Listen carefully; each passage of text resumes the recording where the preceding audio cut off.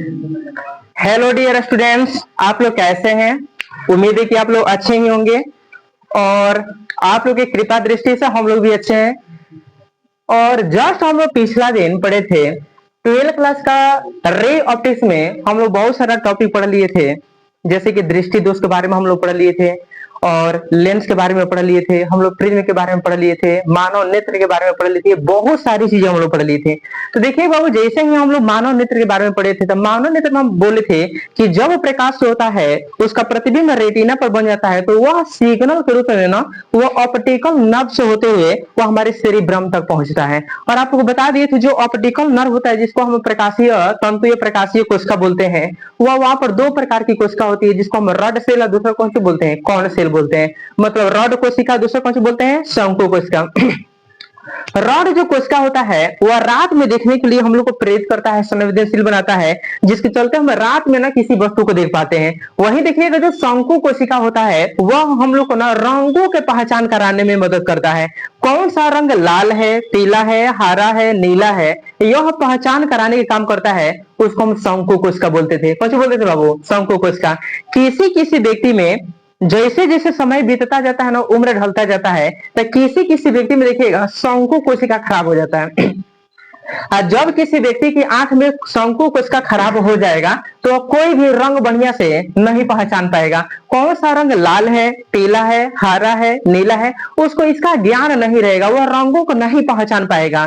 तो ऐसे व्यक्ति को कलर ब्लाइंड कहा जाएगा। कलर का मतलब होता है रंग, ब्लाइंड का मतलब होता है अंधा। इन्हीं रंग को देखने में वह अंधा है, मतलब उसको रंगों की पहचान नहीं हो पाता है। तो ऐसे व्यक्ति को कौन सा बोलेंगे हम लोग बाबू? बरड़ांध बोलेंगे। तो याद रखिएगा। और बरड़ांध की उत्पत्ति कब उत्पन्न होती है? जब हमारी आंख में जो शंकु कोशिका होता है वह क्या होता है, खराब हो जाता है, या वह क्षतिग्रस्त हो जाता है। वह समय जैसे जैसे हम लोग का बीतता जाता है, हम लोग जैसे जैसे बुजुर्ग होते जाते हैं, वैसे वैसे यह बीमारी हम लोग में स्टार्ट होती है, जिसको बरड़ांध या कलर ब्लाइंड कहा जाता है। चलिए, ये मानव नेत्र से संबंधित था, वहां पर आप लोग लिख लीजिएगा। देखिएगा आज का जो टॉपिक है ना बहुत इंपॉर्टेंट होने वाला है हम लोग का, जिसमें हम लोग पहला टॉपिक पढ़ने वाले हैं, why the star is twinkle but planet is not twinkle. Hindi में पढ़ेंगे तारे टिमटिमाते हैं परंतु ग्रह टिमटिमाते नहीं है, ऐसा क्यों? आगे देखिएगा। Why red colour used in railway signal. ये क्वेश्चन ना बार बार क्वेश्चन पूछाता है बोर्ड में, तो खूब बढ़िया से सुनिएगा। रेलवे सिग्नल में लाल रंग का प्रयोग किया जाता है, क्यों? तीसरा हम लोग का सबसे इंपॉर्टेंट क्वेश्चन है, why red colour used in the form of indicator of danger. Hindi में पढ़ेंगे लाल रंग का जो प्रयोग है वह खतरे के सूचक के रूप में क्यों किया जाता है।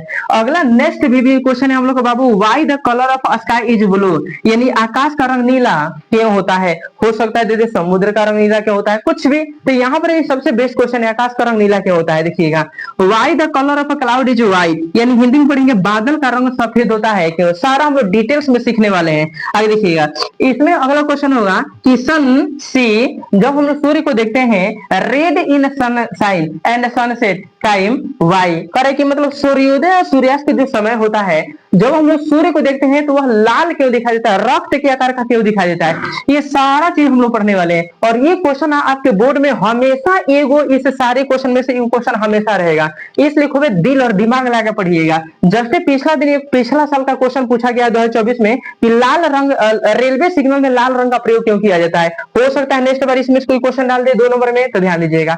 आइए पहला हम लोग टॉपिक पढ़ते हैं बाबू, जिसका नाम है why the star is twinkle but planet is not twinkle. Hindi में पढ़ेंगे बाबू, तारे टिमटिमाते नजर आते हैं परंतु ग्रह टिमटिमाते नजर नहीं आते। इसका मेन कारण आइए थोड़ा सा हम लोग देखते हैं। जैसे आप लोग को हम पिछला दिन हमको पता था कि ऐसा क्वेश्चन आएगा, इसलिए आप लोग को तारे और ग्रह में हम अंतर समझा के तब क्लास एंड किए थे। तो आपको पता होना चाहिए कि जो तारे होते हैं ना बाबू, हमसे अरबों खरबों किलोमीटर की दूरी पर होते हैं, अनंत किलोमीटर की दूरी पर होते हैं, जबकि जो ग्रह होता है ना हमसे बहुत नजदीकी दूरी पर होते हैं। पता है ना? ठीक है, चलिए ध्यान दीजिएगा। ये है हम लोग का प्यारी सी पृथ्वी। ध्यान दीजिएगा, सब लोग समझिएगा बाबू। ये है प्यारी सी दुलारी सी धरती मैया, जिसको हम लोग क्या बोलते हैं, अर्थ बोलते हैं, पृथ्वी बोलते हैं। यह अर्थ है, ठीक है। इमेजिंग करिए। अब आप जानते हैं पृथ्वी के जस्ट नजदीक जो होता है हमारे 7 गो ग्रह है, जिसमें बहुत सारे ग्रह हम लोग से बहुत नजदीक भी हैं। इसमें जितना भी ग्रह होते हैं ना वो, जैसे मान लेते हैं कि ये हो गया प्लस में ये हो गया, इमेजिंग करिए। ठीक है, ट्रिक आप लोग को बताए थे बीएसपी में, क्या बसाव। ये 8 ग्रह का ट्रैक था। तो यहाँ पर भी मतलब पृथ्वी है, पृथ्वी से पहले देखिएगा बुध है, शुक्र है, और यहाँ पर क्या है बाबू मंगल। मान लेते हैं बाबू ये शुक्र ग्रह है, कौन ग्रह है बाबू, शुक्र ग्रह, और यहाँ पर ये मंगल ग्रह है। मंगल ग्रह के लिए एम का यूज करें हिंदी के लिए, ये याद रखिएगा। ये है पृथ्वी है, नजदीक 2 ग्रह है, लेकिन हम हमारे पृथ्वी के सबसे नजदीक कोई तारा है तो उसका नाम क्या है, सूर्य। फिर भी वो हमसे 14 करोड़ 96 लाख किलोमीटर दूरी पर है, मतलब कि 15 करोड़ किलोमीटर की दूरी पर है, ठीक है। सबसे नजदीक है, फिर भी 15 करोड़ किलोमीटर दूरी पर है। एक बावजूद हम लोग से जो प्रोक्सिमा सेंचुरी अन्य जो तारे होते हैं वो अरबों खरबों अनंत किलोमीटर की दूरी पर है। तो बाबू इतना तो हम लोग को पता चल गया कि जो स्टार होते हैं ना बाबू, वो हमसे अरबों खरबों अनंत किलोमीटर की दूरी पर होते हैं। तो ये मान लेते हैं स्टार हो गया, क्या हो गया बाबू, स्टार। चाहे सूर्य हो, चाहे प्रोक्सिमा सेंचुरी हो, या अदर कोई गैलेक्सी में उपस्थित कौन सी हो, स्टार हो, हमसे अरबों खरबों किलोमीटर की दूरी पर होता है। आप यह भी जानते हैं कि पृथ्वी के पास 5 वायुमंडल है। कौन का वायुमंडल बाबू, 5 वायुमंडल है, और इन वायुमंडल में आप खूब बेहतरीन तरीका से जानते हैं धूलकण, मिट्टी के कण, गैस के बुलबुले, पानी के बुलबुले, सारे चीज उपलब्ध होते हैं। पृथ्वी पर यदि कोई घटना हो रही है ना, जैसे बारिश आना, बादल का चमकना, या मान लेते हैं बिजली का चमकना, या बहुत सारी जो भी घटना आप देख रहे हैं, आंधी तूफान आना, वो सारा पृथ्वी को वायुमंडल के चलते होता है। ध्यान दीजिएगा बाबू, अगर पृथ्वी के पास वायुमंडल नहीं होता तो धरती पर कोई चीज नहीं होता ना, तो हवाएं बहती ना, तो हमको भोजन मिलता ना, तो यहाँ पर पानी मिलता, कुछ भी नहीं मिलता, समझिए। तो देखिएगा बाबू, ये पृथ्वी का वायुमंडल है, और इस पृथ्वी के वायुमंडल में आप लोग जानते हैं कहीं धूल है, कहीं मिट्टी के कण है, कहीं गैस के बुलबुले हैं, कहीं पानी के बुलबुले हैं, ये से धुआं, मिट्टी के कण, बहुत सारे पार्टिकल यहाँ पर उपलब्ध होते हैं। अब थोड़ा ध्यान दीजिएगा बाबू, स्टार है, स्टार हम लोग से अरबों खरबों किलोमीटर की दूरी पर है। जब इनसे प्रकाश की किरणें आती है, इमेजिंग करिए, जब इनसे प्रकाश की किरणें आती है, ये प्रकाश की किरणें आ रही है, क्योंकि आप जानते हैं कि स्टार के पास अपना खुद का प्रकाश होता है। जैसे ये प्रकाश आती है ना, तो पृथ्वी के वायुमंडल में धूलकण, मिट्टी के कण, गैस के बुलबुलों से टकराती है, और टकराती है तो वहां से अपवर्तित हो जाती है। क्या होती है बाबू, अपवर्तित हो जाती है। कुछ कुछ जौन मान लेते हैं पानी के बुलबुले से टकराया, जो गैस के बुलबुले से टकराया, वो टकराते टकराते कौन सी होती है, छितराती है। या कुछ कुछ क्रम से प्रकाश की किरण अपवर्तित होकर के, कुछ कुछ अपवर्तित होकर के वह धरती पर पहुंचती है। कहां पर पहुंचती है बाबू, धरती पर। वह प्रकाश की किरणें जो होती है ना बाबू, वह धरती पर पहुंचती है, याद रखिएगा। आज कुछ कुछ प्रकाश की किरणें जैसे ही एक पर इमेजिंग करिए, महसूस करिए, जैसे ये प्रकाश की किरणें जैसे धूल कण मिट्टी के कण पर पड़ा, तो ये धूल कण मिट्टी का जो कण है ना बाबू, ये धूल कण मिट्टी का जो कण है, एक तरह से जैसे ही प्रकाश की किरण पड़ी तब पड़ने बस धो करके छितर आ गई। कौन सी होगी बाबू, ये भिन्न भिन्न दिशाओं में छितर आ गई, ये भिन्न भिन्न दिशाओं में छितर आ गई, ये छितर आ गई, ये वायुमंडल में पड़ करके ये भिन्न भिन्न दिशा में छितर आ जाती है। और बताइएगा, जैसे ही तारों से प्रकाश की किरणें धरती पर आती है, तो ये सारी प्रकाश की किरणें पृथ्वी के वायुमंडल में उपस्थित धूलकण, मिट्टी के कण से टकराती है। इसमें कुछ जो कण होते हैं ना, वो प्रकाश की किरणों को प्रकिरणित कर देते हैं, जिसके चलते वो प्रकाश की किरणें डायरेक्ट पृथ्वी पर पहुंच जाती है। कहां पर आ जाती है बाबू, डायरेक्ट पृथ्वी पर पहुंच जाती है। लेकिन कुछ कुछ प्रकाश की किरणें जो होती है, वो वायुमंडल के जो धूलकण है, मिट्टी कण है, गैस बुलबुले, पानी के बुलबुले से टकरा कर चारों छितर आ जाती है, तो फिर से रिटर्न चल जाती है। फिर से है ना कोनो धूलकण मिट्टी कण से टकराएगा, तब जाकर के धरती पर आएगा। और इमेजिंग करिए, जो तारों से प्रकाश की किरणें लगातार धरती पर आ गई, वो तो कहीं टकराई नहीं, वो तो कहीं छितराई नहीं, डायरेक्ट कहां पर आ गई, कहां पर आ गई, पृथ्वी पर आ गई। क्योंकि ये पूरा तरह से प्रकिरणित होकर के ये छितर आ गई, तो जो छितर आ गई वह ब्रह्मांड में चली गई। फिर से इधर को धूलकण मिट्टी कण होगा, तब नौकरा से टकरा के धरती पर आएगा, तो उसको लंबा समय लग जाता है। कैसे समय लगता है, लेकिन जो प्रकाश की किरण डायरेक्टली तारों से होकर के पृथ्वी को वायुमंडल से चीड़ फाड़ करके कहां पर पहुंच गए, वह पृथ्वी पर पहुंच गए। तो जो प्रकाश की किरणें जो होता है तारों से डायरेक्ट पृथ्वी पर पहुंच जाते हैं, तो कम ही समय में पहुंच जाते हैं, इसलिए जो होता है वह चमकीले नजर आते हैं। कैसे नजर आते हैं, चमकीले। जौन प्रकाश जल्दी से पहुंच गया, वो हम जब देखते हैं तारों को ना, तो डायरेक्ट हमारे आंखों में पहुंच जाते हैं, इसके चलते चमकीले नजर आते हैं। लेकिन कुछ कुछ प्रकाश की किरणें जो पृथ्वी को वायुमंडल में आए और टकरा के छितरा गए, और छितराने के बाद फिर से यहाँ पर धूलकण मिट्टी को टकरा गए, तब जाकर के धरती पर आए, तो इसको लंबा समय लग गया आने में ना, इसको लंबा समय लग आने में। और जैसे ही ये धरती पर आएगा, तब तक ये बहुत ज्यादा एक तरंग कम हो चुका रहेगा, ये धुंधला दिखाई देगा। कैसे दिखाई देगा बाबू, धुंधला। अब ये प्रक्रिया ना एक ही सेकंड में लाखों करोड़ों अरबों की संख्या में एक ही बार होता है। तो जो तारा से प्रकाश की किरण डायरेक्ट पृथ्वी पर आता है, तो वह चमकीला नजर आता है। लेकिन जो प्रकाश की किरण टकरा करके छितरा गई, छितरा के फिर से टकरा करके आई, वह धुंधला दिखाई देता है। तो एक ही समय पर हमको चमकीला भी दिखाई देता है, धुंधला भी दिखाई देता है। तो एक ही समय पर चमकीला दिखाई देना, धुंधला दिखाई देना को हम टिमटिमाना बोलते हैं। कैसे बोलते हैं? टिमटिमाना। जैसे कि एक बल्ब एथी ले लीजिए, एक टॉर्च ले लीजिए, आ किसी जैसे मम्मी हो चाहे पापा हो चाहे बाबा हो चाहे ऋषि यहाँ देखिए, ओकर आंखें पर बुक भाई बारी तो हमारे चठाड़िया से ढिमराई जाएगा।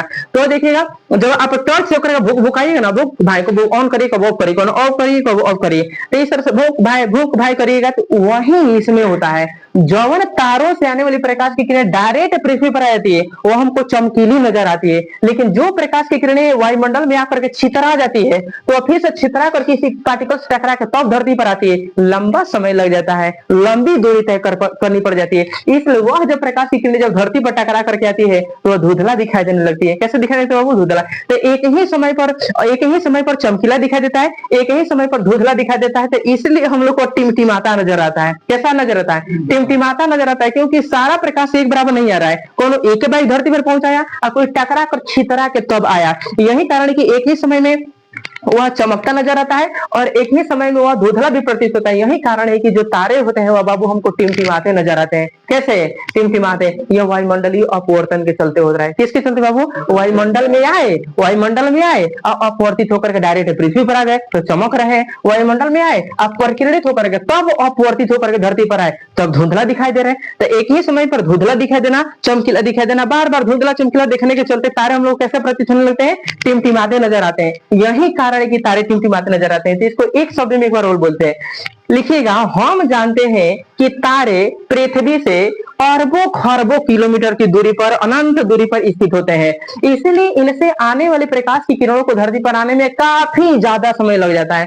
जब तारों से आने वाली प्रकाश की किरणें पृथ्वी को वायुमंडल में पहुंचती है तो यहाँ पर उपस्थित धूलकण, मिट्टी कण, गैस के बुलबुले, पानी के बुलबुले से टकरा करके प्रकिरणित हो जाती है या अपवर्तित हो जाती है। तो जो प्रकाश की किरण अपवर्तित होती है ना डायरेक्ट पृथ्वी पर पहुंच जाती है, जिसके चलते वह चमकीली नजर आने लगती है, ठीक ना। लेकिन जो प्रकाश की किरण मिट्टी कण, गैस के बुलबुले, पानी से टकरा कर प्रकिरणित हो जाती है वो फिर से दूसरे कण से टकरा करके जैसे धरती पर अपवर्तित होती है तो धुंधला दिखाई देती है। यह प्रक्रिया ना एक ही सेकंड में एक ही समय पर होती है, इसीलिए एक ही समय पर चमकीला और धुंधला दिखाई देने के चलते तारे हमको टिमटिमाते नजर आने लगते हैं। किस नजर आते हैं? सारा प्रकाश अगर एक बराबर अगर मान लेते हैं हमारी आंखों पर पड़ता है तो हमको टिमटिमाता नजर नहीं आता, वो पूरा चमकता नजर आता है। एक ही समय पर धुंधला दिखाई देता ना तो हमको टिमटिमाता नजर नहीं आता। अब एक ही समय पर चमकीला भी दिखाई दे रहा है, एक ही समय पर धुंधला भी दिखाई दे रहा है, बाहर बार चमकीला धुंधला दिखाई देने के चलते हमको कैसा महसूस होने लगता है?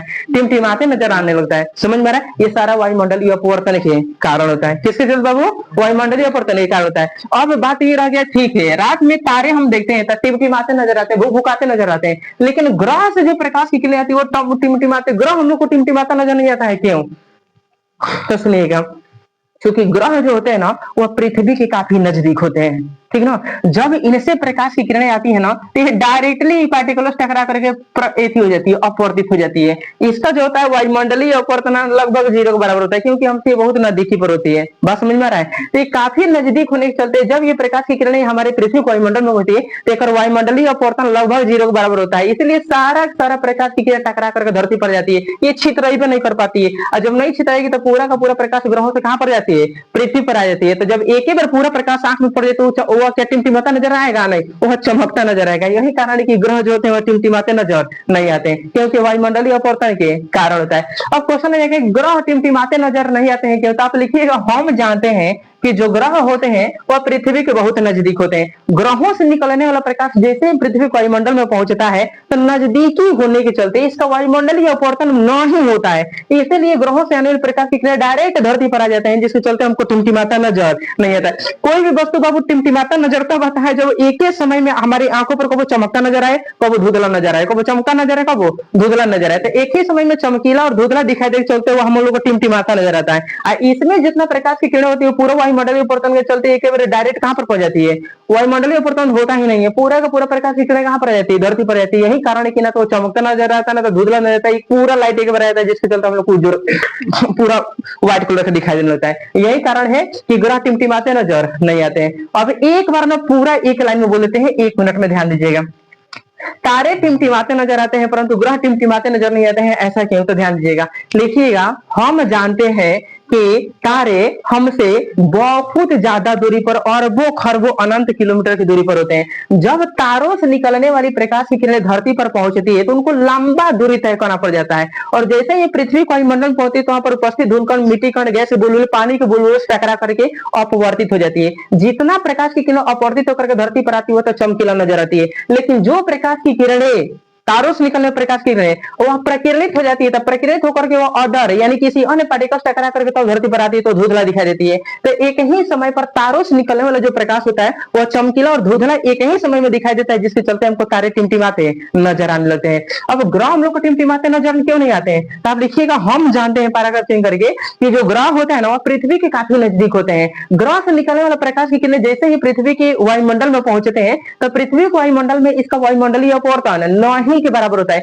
इसलिए सारे ग्रह से निकलने वाली जो प्रकाश की किरण होती है वह डायरेक्ट पृथ्वी पर पड़ जाती है, इसका वायुमंडलीय अपवर्तन नहीं के बराबर होता है। यही कारण है कि हमको चमकता नजर नहीं आते हैं, या नहीं टिमटिमाते नजर नहीं आते हैं। याद रहेगा, कुछ डाउट हो तो पूछ सकते हैं। चलिए समझ में आया, ठीक है। इसको देखिएगा सर जी, रेलवे सिग्नल में लाल रंग का प्रयोग क्यों किया जाता है, तो थोड़ा सा आपको डाउट क्लियर कर दे। कल हम जस्ट पिछला लेक्चर में एक वीवीआर टॉपिक पढ़ाए थे जिसका नाम था रेले का नियम। किसका नियम सर? रेले क्या बोला था? रेले बोला था जिसका तरंगदैर्घ्य सबसे ज्यादा होगा उसका प्रकीर्णन सबसे कम होगा, प्रकीर्णन मतलब बहुत कम छिद्र आएगा। अब हमें ये बता दीजिए सर जी, हमको ये बता दीजिए 7 गो रंग होता है, और 7 गो रंग में मान लेते हैं कि यहाँ पर कोई हम सिस्टम लगा दिए जिनमें से 7 गो रंग निकल रहा है, 1 2 3 4 5 6, ये मान लीजिए बाबू 7 है। इसका ट्रिक था VIBGYOR, 7 गो में से रंग निकल रहा है, याद है ना? विबगोर का ट्रिक हम विबगोर बताते थे, पर हिंदी में क्या बताए थे? वैजाने पीनाला।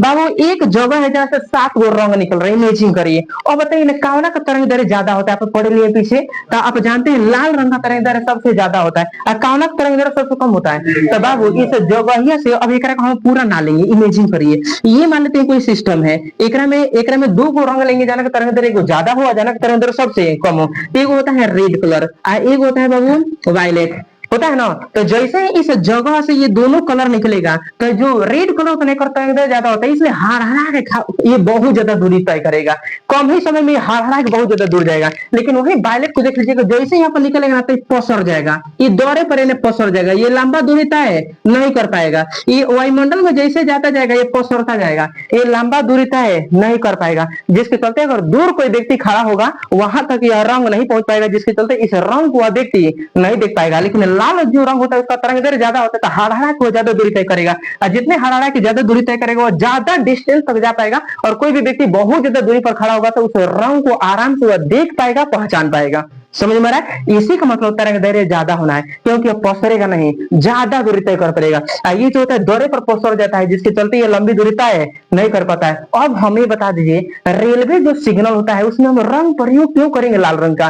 ताकि आप जानते हैं कि कोई कोई बाहर व्यक्ति होता है, या मान लीजिए कोई हेडफोन लगा लिया और रेलवे पटरी पर चल रहा है, अगर बाबू इसमें हम लाल रंग का प्रयोग करते हैं तो लाल जो रंग होता है ना लंबा दूरी तय करके काफी ज्यादा दूरी तय करेगा। ठीक है, ये काफी दूर तक तय करेगा, क्योंकि रेले कौन सी बोला था जिसका तरंग दैर्घ्य ज्यादा होता है वो कम पसरता है, कम फैलता है, कम छितराता है। तो लाल रंग का तरंग दैर्घ्य सबसे ज्यादा होता है। यही कारण है कि बाबू आप यदि रेलवे सिग्नल में, जैसे मान लीजिए कि ये रेलवे सिग्नल हो गया, ये मान लेते हैं रेलवे सिग्नल हो गया, इसमें हम ना इसमें हम क्या कर लेते हैं, रेड कलर लगा देते हैं, रेड कलर का रेलवे सिग्नल में ये पटरी होगी, मीचिंग करिए पटरी होगी बाबू, इस पर कोई व्यक्ति चल रहा है बहुत ज्यादा दूरी पर, महसूस करिए इस पर कोई व्यक्ति चल रहा है। अब पता है ये लाल रंग का प्रयोग करिएगा तो लाल रंग ना काफी ज्यादा दूरी तय करता है, ये छितराता नहीं है, जितना निकलेगा उतना ही प्रकाश की किरणें लंबी दूरी तय करके काफी ज्यादा दूरी पटरी पर जाएगा। इसलिए अगर कोई व्यक्ति मान लेते हैं कि वो हॉर्न नहीं सुन पाता है, या मान लेते हैं कि वह उतना सूझबूझ ओकरा नहीं है, लेकिन लाल रंग वह देख पाएगा, क्योंकि लाल रंग ओकरा आंखों तक पहुंच जाएगा कितना दूरी पर खड़ा होगा। इसलिए व्यक्ति जो वह पटरी पर अपना जगह छोड़ देगा और पटरी से साइड हो जाएगा, जिसके चलते दुर्घटना होने से बच जाएगा, उसका दुर्घटना नहीं होगा, वह मरेगा नहीं। यही कारण है बाबू कि लाल रंग लंबा दूरी तय करता है।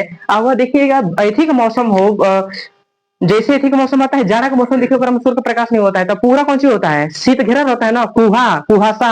उसमें उसमें भी लाल रंग ना काफी ज्यादा दूरी तय करता है, इसलिए बड़ी दूरी पर स्थित कोई भी व्यक्ति होता है ना तो लाल रंगों पर आंखों तक आसानी से पहुंच जाता है। और वह व्यक्ति ना रेलवे पटरी पर से जगह छोड़ करके, रेलवे पटरी पर से जगह छोड़ करके अलग साइड मर जाता है, जिसके चलते दुर्घटना होने से बच जाती है। इसीलिए रेलवे सिग्नल में लाल रंग का प्रयोग होता है। अब एक बार सजा के बोल दे रहे हैं, ध्यान दीजिएगा बाबू। पर हम लोग का जो मेन चीज है तो समझ में आ गया कि क्यों करते हैं, क्योंकि ये सबसे लंबा दूरी तय करता है। रेलवे पटरी पर अगर कोई भी व्यक्ति बहुत ज्यादा दूरी पर भी खड़ा हो तो रेलवे सिग्नल से लाल रंग पहुंचेगा तो हड़ा को लगे जल्दी पहुंच जाएगा, जिसके चलते व्यक्ति देख लेगा लाल लाल सिग्नल है, ठीक ना, और वह अपना जगह पहुंची कर देगा, छोड़ देगा, जिसके चलते दुर्घटना नहीं होगा। तो क्वेश्चन रहेगा लाल रंग का प्रयोग होता है रेलवे सिग्नल में क्यों किया जाता है। आप लिखिएगा, हम जानते हैं रेलवे के नियम के अनुसार जिस रंग का तरंगदैर्घ्य सबसे ज्यादा होता है वह कम छितराता है। चूंकि लाल रंग का तरंगदैर्घ्य सबसे ज्यादा होता है इसलिए इसका प्रकीर्णन सबसे कम होता है। रेलवे सिग्नल में लाल रंग का प्रयोग करने से यह लंबी दूरी तय करता है, इसलिए रेलवे पटरी पर यदि कोई व्यक्ति खड़ा होता है तो लाल रंग होकर आंखों तक सबसे पहले पहुंचता है, जिसके चलते व्यक्ति जो होता है वह रेलवे पटरी को छोड़ करके साइड में जाता है, जिसके चलते दुर्घटना होने से बच जाता है। यही कारण है कि रेलवे सिग्नल में लाल रंग का प्रयोग किया जाता है ताकि कोई भी दुर्घटना ना हो। आंखों तक व्यक्ति कितना दूर हो स्टेशन से, लाल रंग होकर आंखों तक सबसे पहले पहुंच जाए, क्योंकि दरे पर नहीं छितराता है, लंबा दूरी तय करता है। कौन रंग? लाल रंग। याद रहेगा, ठीक है।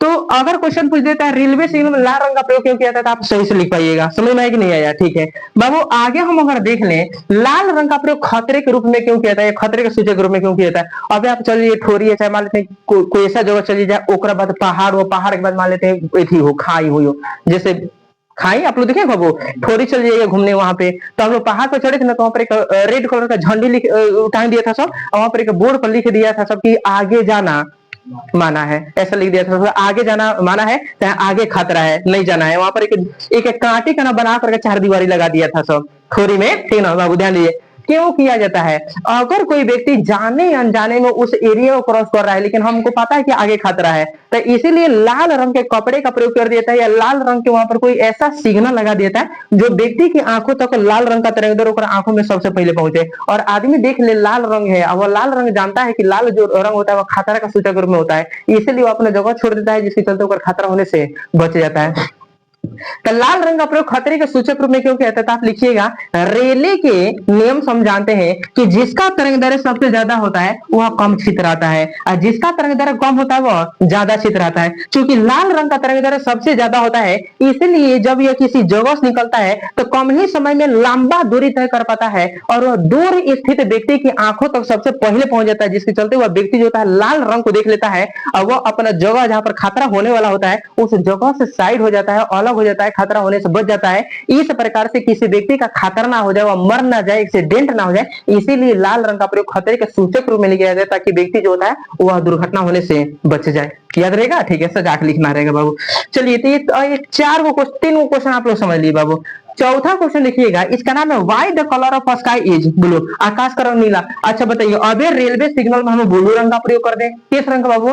तो जैसे रेलवे सिग्नल से ब्लू रंग यहाँ पर प्रयोग करिएगा, ब्लू रंग जैसे ही रेलवे सिग्नल नहीं, तो दौरे पर पसर जाएगा, दौरे पर पसर जाएगा तो खूब दूरी पर 1 किलोमीटर मान लेते हैं 500 मीटर की दूरी पर कोई व्यक्ति होगा, ये ब्लू रंग वहां पर पहुंच पाएगा नहीं, ये वायलेट रंग वगैरह पर पहुंच पाएगा नहीं, येलो रंग पहुंच पाएगा नहीं, क्योंकि इसका तरंगदैर्घ्य बहुत कम होता है। जानक तरंगदैर्घ्य सबसे कम दौरे पर पसर आ जाएगा, छितर आ जाएगा, और दूरी तय नहीं कर पाएगा, लंबा दूरी नहीं जा पाएगा।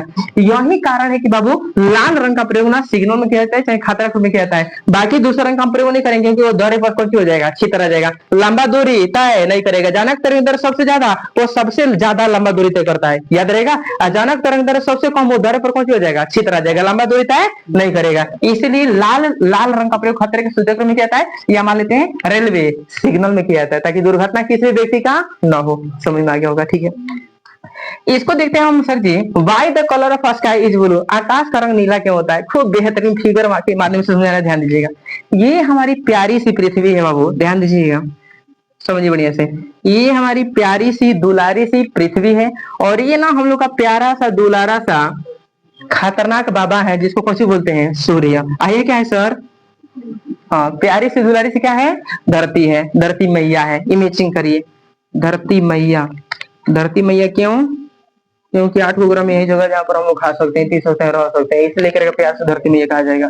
याद रहेगा। धरती मैया कहने के पीछे बहुत सारा कारण है। हम जिस जगह पर है उन्हें थूकी हो रहे हैं, उन्हें मलमूत्र त्याग कर रहे हैं, होइची हो रहे हैं। अभी अपने मम्मी के देह पर अगर मान लीजिए गंदा करा दीजिए, दूल्हा पर कर देगी, लेकिन यह एक ऐसी माई है जो आप कितने भी कष्ट झेलवा दीजिए वो कुछ भी अब तो बोलने वाली नहीं है, इसलिए माँ इसको बुलाया जाता है। चलिए आगे देखिएगा, आगे देखिएगा, इसको हम पृथ्वी माँ बोलेंगे। ठीक है, चलिए ये क्या है वो सूर्य। अब सुनिए, आप जानते हैं हम क्या पढ़ने जा रहे हैं?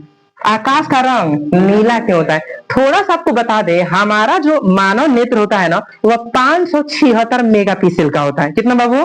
576 मेगा पिक्सल। एक पता है ना, हर व्यक्ति के हाथ में एक को पसंदीदा कोई ना कोई चीज जरूर होता है, जैसे कॉलम में, या मान लेते हैं किताब में, या मान लेते हैं शर्ट में, या मान लेते हैं मोबाइल में, या हर एक चीज में एक पसंदीदा चीज होता है। उसी तरह से आंख का सबसे पसंदीदा रंग पता है क्या है? ब्लू है।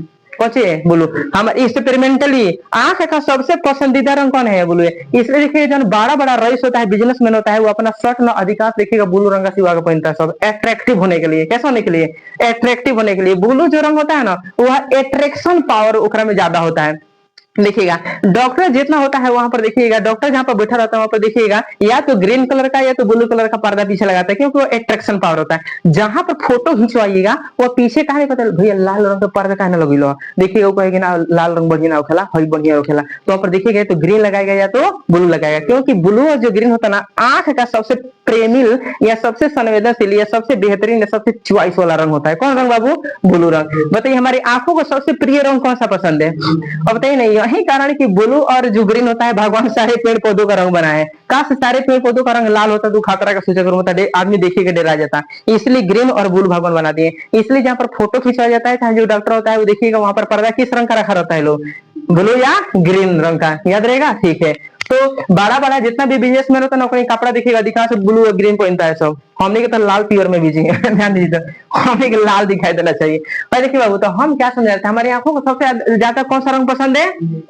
नीला। जैसे मार्केट में आप जाते हैं, मार्केट में जाते हैं, जैसे पकौड़ी भुजिया खा रहे हो पटना और मौत के कुआं देखल जाएगी, हो पहले पटना खो रे हो देखो वो आइल बिया तो वाली। अब लो अब वो कहते कहां रे, तो ओकरा दिखाई नहीं देता, एड़ी ऊपर कर झांकता है। अब बताइए वो 500 मीटर की दूरी पर है, 500 मीटर एकरा बीच में हजारों लड़कियों दिखाई नहीं दे रही है, वो दिखाई दे रही है। ऐसा नौजनस देख ले लत दुपट्टा देने के पहन के आई घरे चलती तो बताओ तनी अच्छा मान लेते हैं हो नहीं के पहन गए हो तो कहना साथ एल भी है, अपने भैया के साथ एल भी है, मौसी के लड़का के साथ एल भी है, काहे बोलियो भाई वो दूरे से देख लेला तो बरस कैलकुलेशन वो पूरा माहौल खराब हो गया, मेला घूमन मन से। तो इसलिए बाबू देखिएगा हम यहाँ पर है, लेकिन हमारा जो पसंदीदा इंसान होता है वो हमसे 1 किलोमीटर की दूरी पर है और ओकरा बीच में हजारों लड़कियां होगी, वो हमको दिखाई नहीं देगा, लेकिन 1 किलोमीटर के बाद जो होगा जन पसंदीदा है ओकरे पर बार बार नजर जाएगा, क्या कर रहा था कहा जाता। इसलिए बाबू हमारी आंखों को जो पसंद है ना हर व्यक्ति का क्या एक पसंदीदा होता है। उसी तरह से हमारी आंखों को सबसे प्रेमिल कौन सा रंग है बताइए? नीला है। कौन सा रंग बाबू? नीला। और समझ में आएगा, यहाँ पर ध्यान दीजिए, ये है सूर्य।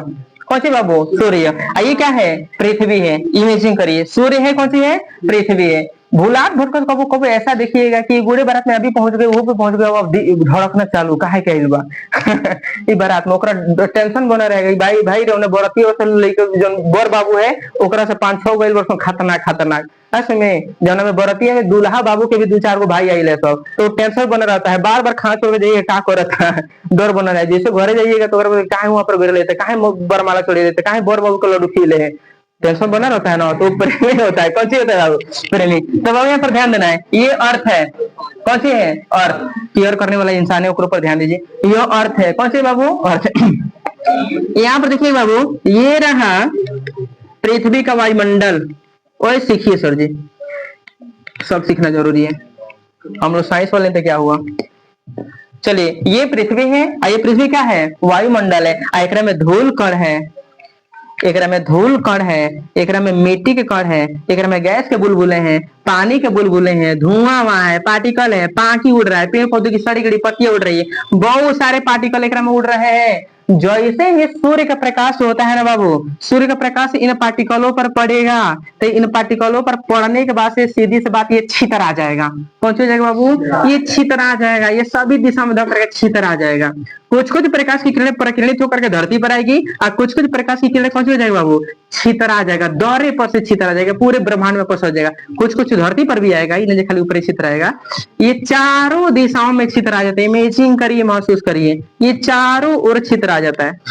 अब छितरा जाएगा ना तो ये ब्रह्मांड में मतलब कि वायुमंडल में, धरती के वायुमंडल में ऐसे पसर जाता है जैसे रंगों का एक जाल बन जाता है बाबू, पूरा रंगों का एक जाल बन जाता है। और बताइए रियली बताया था कि जिसका तरंग दैर्घ्य सबसे ज्यादा होता है वह कम पसरता है, और जाना का तरंग दैर्घ्य कम होता है वह ज्यादा पसरता है। बताइए बाबू, यहाँ पर एक ट्रिक हम लोग पढ़े थे, भिबगयोर। क्या नाम था बाबू? भिबगयोर। चलते चलते हैं, VIBGYOR। सबसे ज्यादा कौन पसरता है? ब्लू के बाद कौन पसरता है?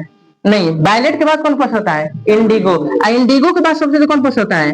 सबसे ज्यादा हई पसरेगा, एकरा से कम हई पसरेगा, एकरा से कम हई पसरेगा, ठीक है ना। सबसे कम पसरेगा कौन? रेड कलर का। जैसे सूर्य का प्रकाश पृथ्वी के वायुमंडल में पहुंचता है तो एकरा में उपस्थित धूलकण, मिट्टी कण, गैस के बुलबुले, पानी के बुलबुले से टकरा कर चारों ओर प्रज्वलित हो जाता है, सातों रंग छितरा जाता है। अब लाल रंग बड़ा होशियार होता है, वो अपना जगह जल्दी से वहां से छोड़ कर भाग जाता है, बहुत दूर भाग जाता है ब्रह्मांड में। इसे इसलिए यहाँ पर सबसे पीछे कौन रहता है? कौन दौरे पर पलट जाता है? तो दौरे पर पलट जाता है कौन? बैगनी। अब बैगनी के बाद कौन पलट जाता है? इंडिगो, जामुनी। और बाद कौन पलट जाता है? अब देखिए बाबू, ये ना हमारी वायुमंडल में, जैसे कि हम लोग यहाँ पर हैं, ये पूरा हम लोग का वायुमंडल है। वायुमंडल में इतना बताइए ना, यहाँ पर जैसे धूल मिट्टी कौन सा टकरा का पूरा कौन सी प्रकिरणित हो गया, तो सबसे पहले कौन इस जगह से दूर भाग जाएगा? लाल रंग। तो लाल रंग तो उस जगह पर नहीं करेगा, क्योंकि टकराते टकराते दूर भाग गया। लेकिन दौरे पर दौरे पसर जाता है, फूल जाता है, फल जाता है। कौन बाबू? वायलेट, इंडिगो और कौन सी ब्लू। ये नीचे ना सबसे ज्यादा पसर जाता है। सबसे ज्यादा नीचे कौन पसर जाता है? वायलेट। और ओकरा ऊपर कौन ज्यादा पसरता है? इंडिगो। और ओकरा ऊपर कौन पसर जाता है? बैगनी। अब जैसे हम धरती से ऊपर आसमान को देखते हैं तो सबसे निचला जो लेयर ना, सबसे ज्यादा जो पसरा है ब्रह्मांड में, वो कौन सा रंग होता है? वायलेट होता है। लेकिन हमारी आंखें जो होती है वो वायलेट को देखने के लिए ज्यादा संवेदनशील नहीं है, या नहीं है। जिस तरह सोचे तरह से भीड़ में 1 किलोमीटर पर आप देख रहे थे उसको, अभी चलो उतना बढ़िया बढ़िया था सब, वो बढ़िया था सब, लेकिन दिखाई नहीं दे रहा। और कोटा का ये हुए तार पसंद है। तो यहाँ पर देखिए, यहाँ पर ये जो होता है, यहाँ पर ये रंग पसंद है ज्यादा, लेकिन हमारी आंखों को वायलेट रंग ज्यादा पसंद नहीं है। इंडिगो हमारे रंग हमारी आंखों को ज्यादा पसंद नहीं है। हमारे रंगों को सबसे ज्यादा कौन पसंद है बाबू? कौन रंग है? ब्लू है। कौन रंग है? ब्लू है। ओकरा साथी ओकर फ्रेंड आई है सब, खूब चमत्कार, एकदम खूब बढ़िया, एक से काल क्रीम क्रीम पोत के। लेकिन देखिएगा ओकरा ध्यान ना जाई, जबले जबले ओकरा से झगड़ा नहीं तबले ओकरा ध्यान ना जाई, खाली ओकरा पर ध्यान जाई का करता है रे बहुत सर। तो एकरा नीचे ही सारा रंग पसरल है, लेकिन एक हमारा ध्यान कितना जा रहा है? बी पर। बी मने ब्लू पर। बी मतलब ब्लू पर। हमारा ध्यान सबसे ज्यादा किस पर जा रहा है? ब्लू पर। जैसा हम नीचे से वायुमंडल में देखते हैं बाबू, तो वायुमंडल में सबसे ज्यादा पसरा है वायलेट, ओकरा बाद पसरा है इंडिगो, ओकरा बाद सबसे कौन पसरा है? ब्लू। अब हमारी आंखों का दोष है, ये सोचरा कौन सी करता है ना, तो वायलेट एकरा पसंद है ना, तो इंडिगो पसंद है। ये दोनों रंगों का पारा तो छेद करके ऊपर देख लेता है, किसको? ये खूब बढ़िया से दिखता है, ब्लू को। और बताइए ना, ये ब्लू रंग को सबसे ज्यादा देख रहा है, यह इसकी गलती है, इसका प्रेम है कि वो उसको देख पा रहा है। लेकिन ब्रह्मांड में सबसे ज्यादा कौन सा रंग पसंद है बाबू? बताइए। वायलेट पसंद है। लेकिन हमारे आंखों को सबसे ज्यादा कौन पसंद है? ब्लू पसंद है। यही कारण कि इसी के गलती के चलते हम लोग वायुमंडल को ब्लू देख पाते हैं। कैसे दिखाई देते हैं? ब्लू देख पाते हैं। आकाश का रंग नीला नहीं है, यह इसकी गलती है, जिसको भगवान बना है, आंख की गलती है, तो हम उसको देख पा रहे हैं, क्योंकि इसको सबसे ज्यादा कौन सा रंग पसंद है बाबू? ब्लू है। ऐसे में ब्लू रंग एक सबसे ज्यादा पसंद है। यही कारण कि जब हम वायुमंडल देखते हैं तो हम ना आकाश को कैसा देख पा रहे हैं? ब्लू देख पा रहे हैं। अब सुनिएगा बाबू खूब बढ़िया से, क्वेश्चन है आकाश का रंग नीला होता है क्या होता है? ध्यान दीजिएगा, ध्यान दीजिए। अब ओकरा मगन मत रहिए और सती समझ है ना, ध्यान दिया। आकाश का रंग नीला क्यों होता है? ध्यान दीजिए बाबू। यहाँ पर लिखिएगा, लिखिएगा यहाँ पर ऐसे लिखिए, जैसे ही सूर्य का प्रकाश होता है पृथ्वी के वायुमंडल में पहुंचता है तो यहाँ पर उपस्थित धूल कण, मिट्टी कण, गैस के बुलबुले, पानी के बुलबुलों से टकरा करके भिन्न दिशाओं में छितरा जाता है। रेले के नियम समझाते हैं, जिस रंग का तरंग दैर्घ्य सबसे ज्यादा होता है वो कम छितराता है, और जिस रंग का तरंग दैर्घ्य सबसे ज्यादा होता है वो कम छितराता है, और जिस रंग का तरंग दैर्घ्य सबसे कम होता है वो ज्यादा छितराता है। चूंकि बैगनी, जामुनी और नीला है ना, बैगनी, जामुनी और नीला, हिंदी गड़बड़ा जाएगा इसलिए इंग्लिश में बोल देते हैं, वायलेट, इंडिगो और ब्लू। मतलब बैगनी, जामुनी और नीला सबसे ज्यादा पसरता है। लेकिन हमारी जो आंखें होती है वह नीले रंग को देखने में ज्यादा संवेदनशील है। संवेदनशील मतलब ज्यादा प्रेम वगैरह से ज्यादा फेवरेट रंग है हम लोग आंखों का। जो ये हमारी आंखों का ना सबसे पसंदीदा जो रंग होता है वह नीला रंग होता है। इसलिए बाबू जब हम वायुमंडल में देखते हैं तो सबसे ज्यादा पसरा है बैगनी, जामुनी, लेकिन हमारी आंखों को जो है वह ब्लू रंग पसंद है। इसीलिए जब हम वायुमंडल मिलते हैं तो हम बैगनी और जामुनी रंग को ना देख करके नीले रंग को देख पाते हैं। यही कारण है कि हमको आकाश नीला प्रतीत होता है। कैसा प्रतीत होता है? नीला। धरती पर जितना लोग हैं सारे आंखों का एक बड़े पसंदीदा रंग है जिसका नाम क्या है बाबू? ब्लू। क्या नाम है सर? ब्लू। इसीलिए आकाश हम लोग कैसा नजर आता है? नीला नजर आता है। लेकिन दरअसल में आकाश का रंग नीला नहीं है। अगर देखा जाए तो आकाश का रंग कैसा है बाबू? वह पृथ्वी से अगर देखा जाए, अगर आंख के हिसाब से ना देकर के अगर लेंस के हिसाब से देखा जाए तो पृथ्वी जो हमारा जो आकाश है वह कैसे दिखाई देता है बाबू? बैगनी दिखाई देता है पृथ्वी पर से देखने पर। अगर पृथ्वी पर से छोड़ दीजिएगा तो ब्रह्मांड का पूरा जितना भी आकाश है, चाहे मान लेते ब्रह्मांड है, सारा काला दिखाई देगा। कैसा दिखाई देगा? काला। क्योंकि वहां पर वायुमंडलीय अपवर्तन नहीं होता है, प्रकाश का प्रकीर्णन नहीं होता है। प्रकाश की किरणें वहां पर कोनो धूल कण मिट्टी का कण हला ही नहीं है। एक और क्वेश्चन करना बन जाता है कि अंतरिक्ष यात्रियों का आकाश काला दिखाई देता है क्यों? तो बाबू अंतरिक्ष यात्रियों का आकाश काला क्यों दिखाई देगा? क्योंकि आप सूर्य से पढ़ते आ रहे हैं कि अंतरिक्ष में कोई भी धूल कण, मिट्टी कण, गैस, बुलबुले, पानी की बुलबुल उपलब्ध नहीं है। जैसे सूर्य से प्रकाश मान लेते हैं सूर्य है, इस रास्ते से ब्रह्मांड में होकर के गुजर है। बाबू ये सूर्य के प्रकाश को छितराने के लिए, प्रज्वलित करने के लिए, छितरा देने के लिए यहाँ पर धूल कण, मिट्टी कण, गैस, बुलबुला, पानी का बुलबुला कोई ना कोई माध्यम होना जरूरी है। हम जानते हैं कि ब्रह्मांड में कोई भी धूल कण, मिट्टी कण ये सब वायुमंडल मंडल नहीं है। पृथ्वी को छोड़ करके हमारे सौर मंडल में कहीं वायुमंडल नहीं है, तो इधर ब्रह्मांड में कहीं वायुमंडल नहीं है। जैसे ही सूर्य से प्रकाश की किरण निकल करके ब्रह्मांड में पसरती है ना, यहाँ पर कोई धूल कण, मिट्टी कण, गैस, बुलबुला नहीं है। इसलिए यहाँ पर ना तो प्रकाश का प्रकीर्णन हो पाता है, ना तो वायुमंडलीय अपवर्तन हो पाता है। इसलिए प्रकाश की किरणें हरा के चीर फाड़ करके आगे बढ़ जाती है, जिसके चलते यहाँ पर प्रकाश की किरणें छितराएगी तब ना चारों ओर अजोर होगा। यहाँ पर प्रकाश की किरण छितरेबे नहीं करती, पूरा प्रकाश की किरणें सीधे ब्रह्मांड में निकल जाती है। यही कारण है कि पूरा अंतरिक्ष कैसे दिखाई देता है? काला दिखाई देता है। कैसे दिखाई देता है बाबू? काला।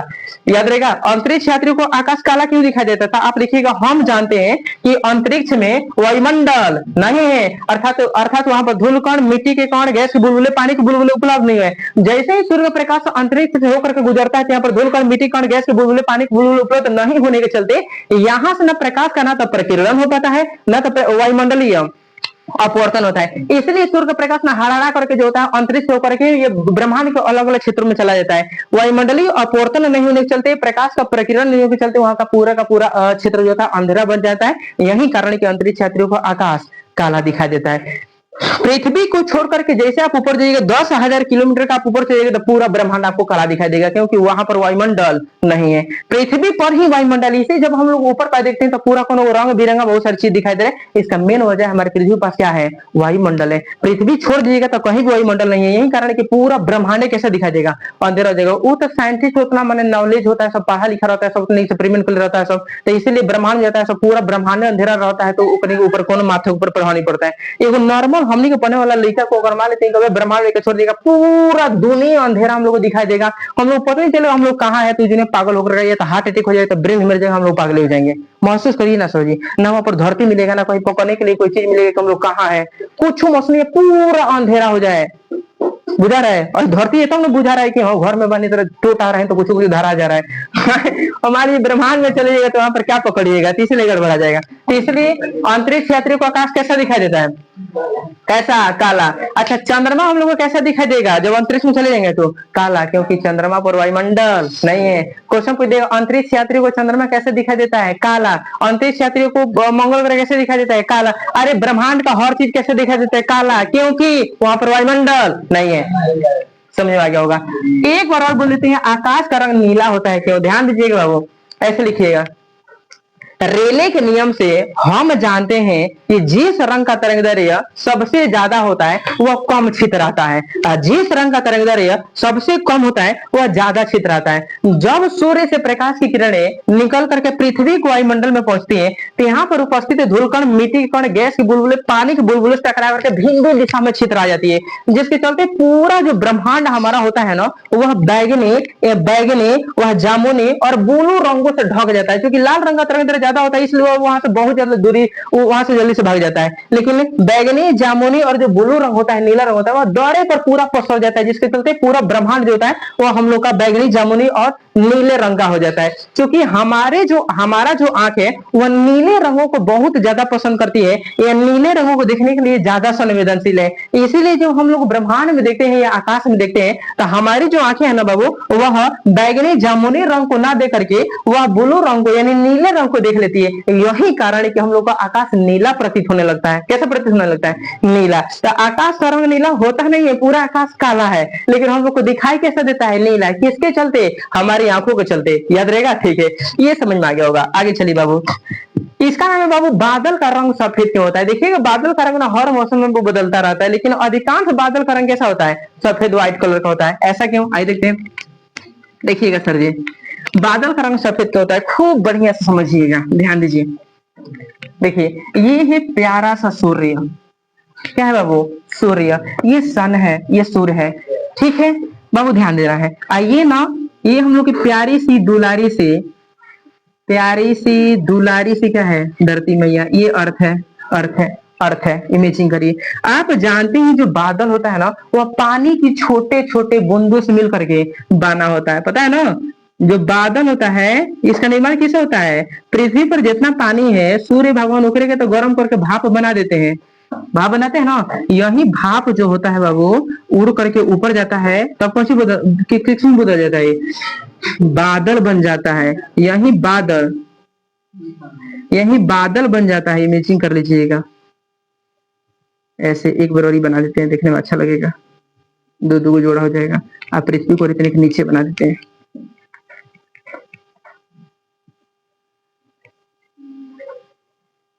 ये हो गया अर्थ।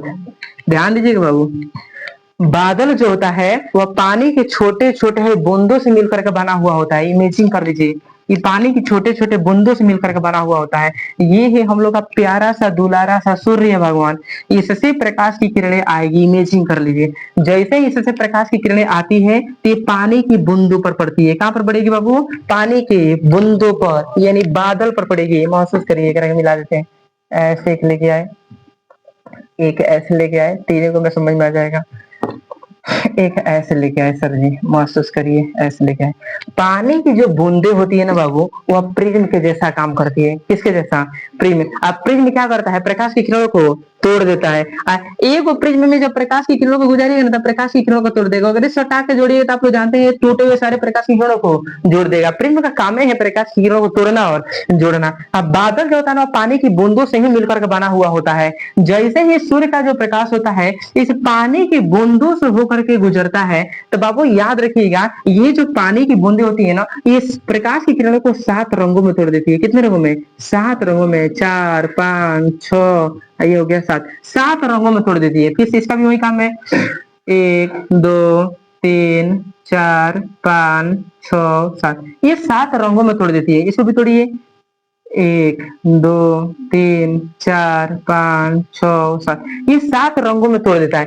फिर से ये टूटा हुआ रंग ना जैसे पानी के दूसर का बूंद में पहुंचेगा तो जुट जाएगा। कुछ हो जाएगा बाबू? जुट जाएगा। क्योंकि आप जानते हैं ये जो पानी के बूंदे हैं प्रकाश की किरणों को तोड़ने और जोड़ने का काम करता है। जब एक पानी के बूंद में प्रकाश की किरण पड़ेगी ना, तब प्रकाश की किरणों को तोड़ देगा 7 रंगों में। वही टूटा हुआ 7 रंग जैसे ओकरा सटले दूसर का बूंद रख देगा, तो ये टूटे हुए 7 रंग कुछ कर देगा बाबू? जोड़ देगा। 1, 2, 3, 4, 5, 6, मान लीजिए कि हो गया 7। ये टूटे हुए रंगों को जोड़ दिया।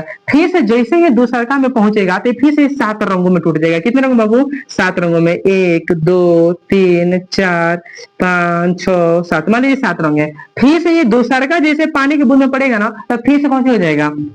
कौन सी हो जाएगा? टूटा है ना, फिर कौन सी हो जाएगा? जुट जाएगा। एक ये जुट जाएगा, तो यहाँ पर इसको बना देते हैं। 1, 2, 3, 4, 5, 6, 7, ये जुट गया। जुट गया। वही काम इसमें भी होता है। टूटा है, अगला में पहुंचेगा तो जुटेगा। 1, 2, 3, 4, 5, 6, 7, जुट गया। फिर से दूसरा काम पहुंचेगा, हो जाएगा, टूटेगा। टूटेगा, महसूस करिए, टूटेगा। तो ये हो गया 1, 2, 3, 4, 5, 6, 7, टूट गया। फिर से दूसरा का ये बूंद में पहुंचेगा, क्या हो जाएगा? वो जुटेगा। 1, 2, 3, 4, 5, 6, 7, ही जुट गया। अब देखिएगा, ये सबसे ना वायुमंडल का नीचला परत है, एक बाद से धरती पड़ जाएगा। जहां पर हम लोग हैं।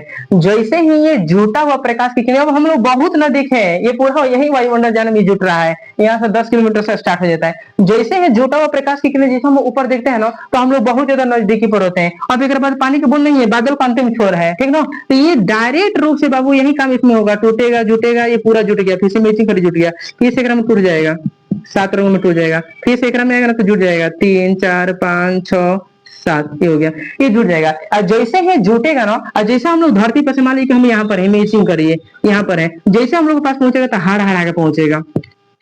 अब बताइए, आप जानते हैं सातों रंग जब जुटता है तो किस रंग का निर्माण करता है? व्हाइट रंग का। क्यों? क्योंकि ये सारा क्या था सर? व्हाइट रंग था। कौन सा रंग था? टूट करके 7 रंगों में बट गए, जिसको विबग्योर बोलते हैं। अब फिर से टूट के 7 में बटे, फिर से जुटेगा तो व्हाइट बनेगा। कौन सी बनेगा? व्हाइट। जब एक रकम हम धरती पर से देखेंगे मतलब बादल हमसे बहुत कम दूरी पर होता है, पूरा बादल से प्रकाश की हार्ड हमारी आंखों पर आएगी, क्योंकि प्रकाश के चाल 1 सेकंड में 3 लाख किलोमीटर होता है। कितना किलोमीटर? 30 लाख ना। ये कैलकुलेट कर लेते हैं, देखिएगा 3 गुना 10 की पावर 8 मीटर पर सेकेंड होता है, यही ना होता है। तो यहाँ से 3 लाख किलोमीटर हो जाएगा। 1 सेकंड में कितना?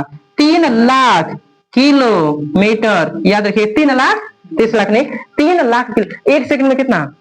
यहाँ से बादल हम लोग को 10 किलोमीटर पड़ता है। कितना बताइए ना? तो 1 सेकंड में कितना, बताइए ना कितना सेकंड लगेगा बाहर आने में हमने के। इसलिए हरा के हमारी आंखों पर पहुंच जाता है। जब पूरा सातुर हमारी आंखों पर एक बार पहुंचता है तो वो व्हाइट कलर बन जाता है। कौन सा बन जाता है? और जैसे हम लोग नीचे से देखते हैं बादल को, तो हम बादल के हिसाब से निचली सतह को जोड़ पाते हैं, देख पाते हैं, जिसमें पूरा टूटा हुआ रंग जुट करके तब बाहर निकल करके हमारी आंखों तक पहुंचता है। यही कारण है कि बादल को जब हम ऊपर देखते हैं तो पूरा टूटा हुआ रंग एक साथ जुड़ करके हमारी आंखों तक पहुंचता है। ये बहुत कम ही समय में जाता है। यही कारण है कि बादल हम लोग कैसे दिखाई देने लगता है? सफेद दिखाई देने लगता है। कैसे दिखाई देने बाबू? सफेद। तो आप कैसे इसको लिखिएगा फिगर के माध्यम से? बादल का रंग सफेद कैसा होता है तो ध्यान दीजिएगा। आप लिखिएगा, हम जानते हैं कि बादल पानी की छोटे छोटे बूंदों से मिलकर के बना होता है, जो प्रिज्म के भांति कार्य करता है। जैसे ही सूर्य से प्रकाश की किरणें इन पानी की बूंदों पर या बादल के पानी की बूंदों पर पड़ता है, तो ये पानी की बूंदें ना प्रकाश की किरणों को तोड़ देते हैं। ये टूटे हुए जैसे रंग दूसरे पानी की बूंदों पर पड़ता है तो जुट जाते हैं, या फिर से जुड़े हुए रंग जैसे दूसरे बूंद में पड़ते हैं तो टूट जाते हैं। यह प्रक्रिया पूरे बादल के पूरे कणों में या बूंदों में होती रहती है। फिर से टूटे हुए रंग जैसे ही अंतिम बूंद पर पड़ता है तो ये टूटे हुए रंगों को जोड़ देता है। ये जुड़े हुए रंगों को तब जाकर के धरती पर प्रकिरणित कर देता है, धरती पर अपवर्तित कर देता है। प्रकिरण मत लिखिएगा, धरती पर अपवर्तित कर देता है। वही टूटा हुआ रंग एक साथ जुड़ करके जब हमारी आंखों पर पड़ता है तो सारे रंग एक साथ मिल जाता है। इसलिए हम लोग जब ऊपर देखते हैं तो बादल हम लोग कैसा दिखाई देने लगता है? सफेद दिखाई देने लगता है। कैसा दिखाई देने लगता है? सफेद। तो क्वेश्चन आ जाएगा, बादल का रंग सफेद क्यों होता है? तो एक बार और बोलते हैं, ध्यान दीजिएगा, ऐसे लिखिएगा, लिखिएगा, हम जानते हैं कि बादल पानी के छोटे छोटे बूंदों से मिलकर के बना हुआ होता है। जैसे ही सूर्य का प्रकाश पानी के इन बूंदों पर पड़ता है तो ये प्रिज्म के जैसा व्यवहार करते हैं। इसीलिए सूर्य के प्रकाश को 7 रंगों में तोड़ देते हैं। जैसे ही टूटा हुआ 7 रंग पानी के दूसरे बूंदों पर पड़ता है तो जुट जाते हैं। यह प्रक्रिया पूरा बादल के बूंदों में होता रहता है। फिर से जब यह अंतिम बूंद से प्रकाश की किरणें बाहर निकलने वाली होती है तो सारे टूटे हुए रंगों को ये पानी की जो बूंदे होती है एक साथ जोड़ करके तब वहां से बाहर निकलती है। हम लोग धरती पर होते हैं, जैसे हम लोग ऊपर जाते हैं, ऊपर देखते हैं तो पूरा ना टूटे हुए रंग एक साथ हमारी आंखों पर पड़ता है, जिसके चलते जो व्हाइट कलर बन जाता है। और यही कारण है कि बादल का रंग हम सफेद देख पाते हैं। कैसा देख पाते हैं? सफेद। समझ में आ गया? ना समझ में गया? लिखा है कि नहीं लिखा जाएगा? ठीक है, इसको देखिएगा सर जी, एक क्वेश्चन है कि सूर्योदय जब होता है, जब सूर्यास्त होता है तो सूर्य हम लोग को लाल क्यों दिखाई देता है? इमेजिंग करिए, महसूस करिए बाबू, थोड़ा सा यहाँ पर आ जाइए। देखिए यहाँ पर ऐसा क्यों होता है, ध्यान दीजिएगा। ये है सूर्य, ठीक है, ये हो गया बाबू सूर्य। ये हो गया प्यारी सी दुलारी से पृथ्वी, जिसको हम लोग अर्थ बोलेंगे, ठीक है। ये हो गया, ये पृथ्वी क्या होगा बाबू? वायुमंडल। क्या हो गया? ये पृथ्वी का वायुमंडल हो गया। आप जानते हैं पृथ्वी को वायुमंडल में धूल कण है, मिट्टी कण है, पानी के बुलबुले हैं, गैस के बुलबुले हैं, बहुत सारे पदार्थ में उपस्थित है।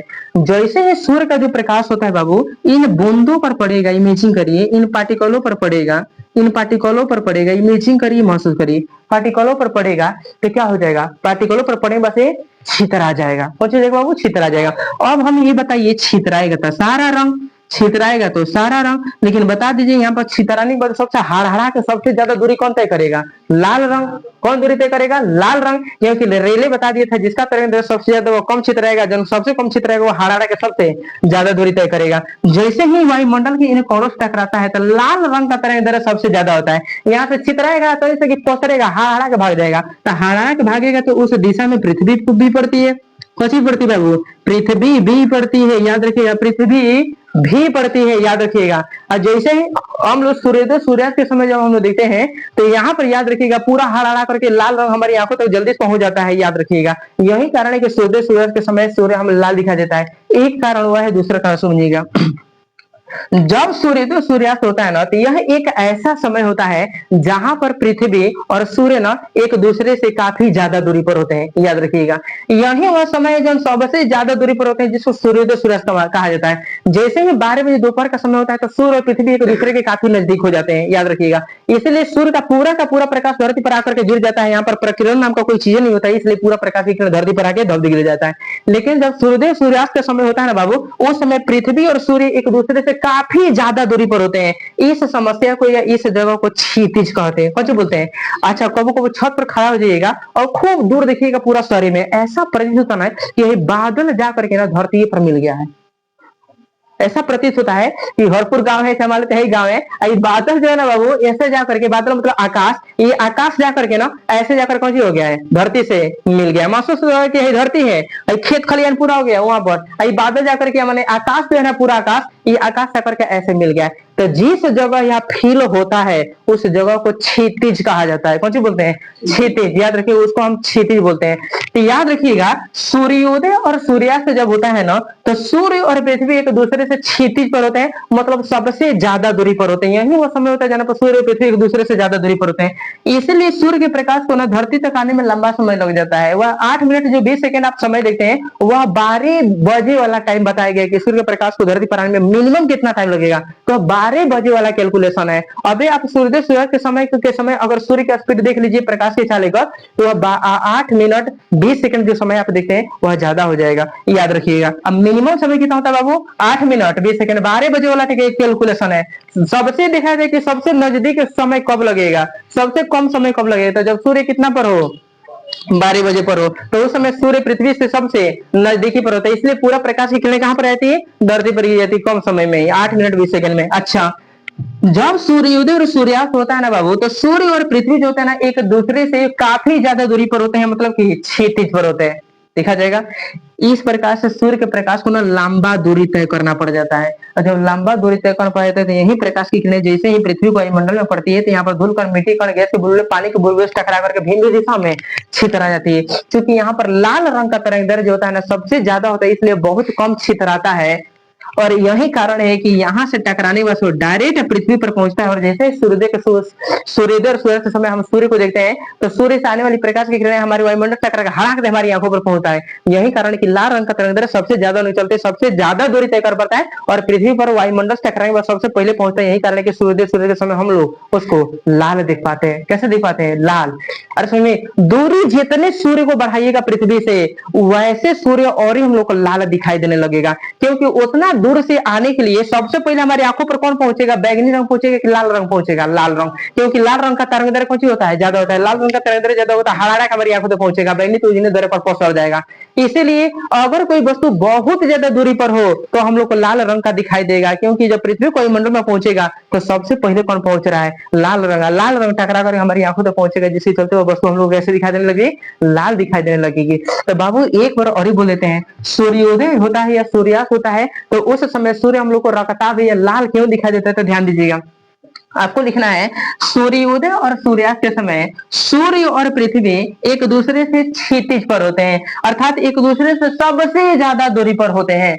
इसीलिए सूर्य के प्रकाश को पृथ्वी तक आने में ज्यादा समय लगता है, ज्यादा दूरी तय करना पड़ता है। इसीलिए जब सूर्य का प्रकाश पृथ्वी को वायुमंडल में पहुंचता है तो यहाँ पर उपस्थित धूलकण, मिट्टी कण, गैस के बुलबुले, पानी के बुलबुले ये कणों से टकरा करके भिन्न भिन्न दिशा में छितरा जाते हैं। चूंकि रेले का नियम समझाते हैं जिसका तरंग दैर्ध्य सबसे ज्यादा होता है कम छितरा होता है, हड़ा करके लंबा दूरी तय करता है। तो लाल रंग का तरंग दैर्ध्य सबसे ज्यादा होता है, इसलिए ये टकराता है, टकराने बस कम छितराता है और हड़ा करके धरती पर पहुंच जाता है। इसीलिए सूर्योदय सूर्य के समय जब हम सूर्य को देखते हैं तो लाल रंग हमारी वायुमंडल ठंडक होकर के सबसे पहले हमारे आंखों तक पहुंचता है, जिसके चलते सूर्योदय सूर्यास्त के समय हम सूर्य को कैसा देख लेते हैं, लाल देख लेते हैं। कैसा देख लेते हैं, लाल देख लेते हैं। यही कारण है कि सूर्योदय सूर्य के समय सूर्य हमको कैसे दिखाई देता है, लाल दिखाई देता है। एक ना में एक क्वेश्चन हम टाइप नहीं किए हैं। अच्छा बताइए, सूर्योदय सूर्य के समय सूर्य लाल किसके चलते दिखाई दे रहा है, प्रकाश के प्रकीर्णन। किसके चलते बाबू, प्रकाश। यहाँ से सारे प्रकाश के नहीं आए, अच्छी तरह आ गई, अच्छी तरह के एक में लालू रंग तंत्र छितर आया है, लेकिन यह बहुत कम छितर आया है। हरा के कहां पर पहुंच जाएगा, धरती पर पहुंच जाएगा। जितना सारा रंग यहाँ पर पूरा पसर जाएगा, उसके तुलना में लाल रंग कम पसरेगा, धरती पर सबसे पहले पहुंच जाएगा। इसलिए धरती पर सबसे पहले पहुंचेगा। हम सूर्योदय सूर्य का समय दिखा जब देखेंगे तो सूर्य हमको कैसा दिखाई देगा, लाल दिखाई देगा। समझ में आ गया, ठीक है। एक क्वेश्चन एक, अच्छा सूर्योदय सूर्य के समय सूर्य हमको लाल क्यों दिखाई देता है, किसके चलते, प्रकाश के प्रकीर्णन के चलते। अच्छा, तारे टिमटिमाते हैं किसके चलते, वायुमंडलीय अपवर्तन के चलते। किसके चलते बाबू, वायुमंडलीय अपवर्तन के चलते। रेलवे सिग्नल में लाल रंग का प्रयोग किया जाता है तो लाल रंग छितराता है, तो जहां भी छितराना शब्द रहता है प्रकाश का प्रकीर्णन। कौन सी बाबू, प्रकाश का प्रकीर्णन। याद रखिएगा। आकाश का रंग नीला क्यों दिखाई देता है, जहां भी रंग शब्द आ जाए, चिराग बोल रहे थे इसे, जहां भी रंग शब्द आ जाए तो वहां पर प्रकाश का प्रकीर्णन याद रखिएगा। कौन सी बाबू, प्रकाश का प्रकीर्णन। याद रखिएगा, प्रकाश का प्रकीर्णन, छितरा रहा है तभी ना लाल पीयर हरियर दिखाई दे रहा है, तो इसलिए वहां पर प्रकाश का प्रकीर्णन। बार बार क्वेश्चन पूछता है, तारे का टिमटिमाना कौन सी घटना है, क्या मार जाइएगा। ऑब्जेक्टिव क्वेश्चन भी आई है बोर्ड के लिए, सारे लोग इंपोर्टेंट क्वेश्चन है, ध्यान देंगे कान खोल करके। तारे का टिमटिमाना कौन सी घटना है, वायुमंडलीय अपवर्तन। आकाश का रंग नीला दिखाई देता है, कौन सी घटना है, प्रकाश का प्रकीर्णन। बादल का रंग सफेद दिखाई देता है, अवे रंग बोले, कौन सी, प्रकाश का प्रकीर्णन। कौन सी बोलेंगे, प्रकाश का प्रकीर्णन। याद रहेगा सर, चल ठीक है। चलते चलते क्वेश्चन बता दीजिए, वायुमंडल में, आज का क्लास इतना ही, ठीक है, समझ में आ गया होगा, ठीक है। चलते चलते बता दीजिए, हमारे वायुमंडल में सबसे अधिक कौन सा गैस पाया जाता है, नाइट्रोजन। कितना परसेंट, 78%। ऑक्सीजन कितना पाया जाता है सर, ऑक्सीजन कितना, 21%।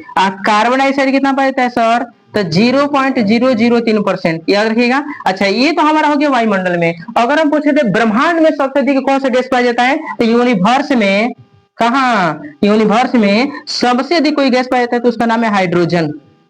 क्या नाम है बाबू, हाइड्रोजन।